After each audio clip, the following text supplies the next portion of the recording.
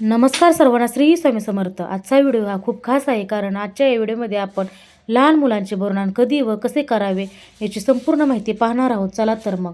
मकर संक्रांती हा सण फक्त पतंगाचा, तिळगुळाचा किंवा गोडाधोडाचा नाही, तर हा सण आहे संस्काराचा, निसर्गाशी नातं जोडणारा आणि पुढच्या पिढीला मूल्य शिकवणारा. आपल्या महाराष्ट्रात मकर संक्रांतीला एक सुंदर परंपरा आहे, लहान मुलांचे बोरनान करण्याची. हो, लहान मुलांचे बोरनान करण्याची. पण प्रश्न असा पडतो की बोरनान खास लहान मुलांचंच का करतात? यामागे फार खोल आणि भावनिक अर्थ दडलेला आहे. मकर संक्रांतीला सूर्यदेव उत्तरायण होतो. अंधाराकडून प्रकाशाकडे जाण्याची ही वेळ असते. नवीन पीक येतं. या हंगामामध्ये नवीन पिकं येतात, नवीन आशा निर्माण होतात. आणि अशा वेळी आपल्या संस्कृतीने सांगितलं आहे की या नवीन सुरुवातीचा पहिला मान हा देवाला आणि लहान मुलांना द्या.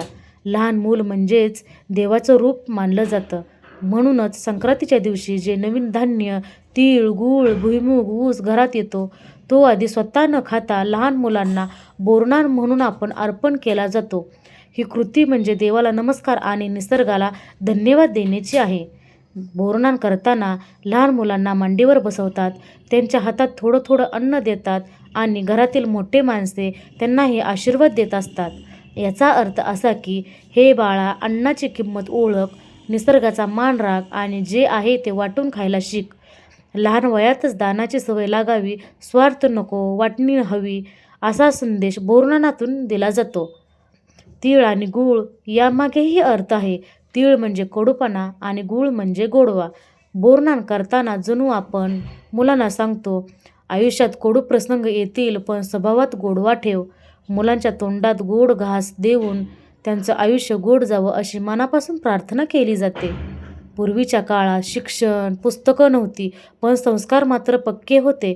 बोरनान ही अशीच एक जिवंत संस्कार शाळा होती. आजच्या धावपळीच्या जगातही ही परंपरा आपल्याला थांबवून सांगते की आपल्या मुलांकडे पहा. मुलांचे बोरनान म्हणजे मुलांचे बोरनान म्हणजे फक्त एक विधी नाही, तो आहे भविष्यासाठी दिलेला आशीर्वाद. म्हणूनच मकर संक्रांतीला लहान मुलांचे बोरनान करून आपण निसर्ग, देव आणि संस्कृतीला जोडलेले राहतो. चला तर मग या संक्रांतीला तिळगुळ वाटूया आणि मुलांना बोरनान देऊया आणि आपण आपल्या परंपरासुद्धा जपूया. संक्रांतीच्या दुसऱ्या दिवशी अनेक घरांघरांमध्ये लहान मुलांचे बोरनान केले जाते. आता बोरनान म्हणजे काय, तर बोरनान या नावामध्येच त्याचा अर्थ दडलेला आहे. बोराने घातलेली अंघोळ. बोर म्हणजे बोर आणि स्नान म्हणजे अंघोळ. तर आजच्या व्हिडिओमध्ये मी तुम्हाला मकर संक्रांतीच्या दिवसांमध्ये लहान बाळाला किंवा लहान मुलांना कसे बोरनान घालावे हे सांगते आणि बोरनान करताना कोणत्या रंगाचे कपडे घालावेत हे सुद्धा आपण पाहूया.